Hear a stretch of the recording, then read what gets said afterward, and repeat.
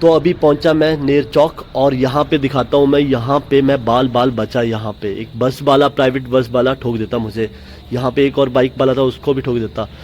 हमने ब्रेक नहीं मारी होती तो बस वाला तो फुल स्पीड से आ रहा था, बिल्कुल भी इसने ब्रेक नहीं मारी। प्राइवेट बस वाले ऐसा क्यों करते हैं, कहाँ इनको जल्दी जाना होता है?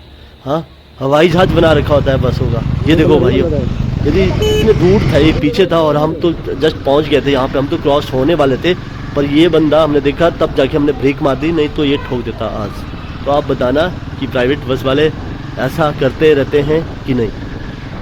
बहुत सारी वीडियो आती है इनकी, पर ये सुधरते नहीं है।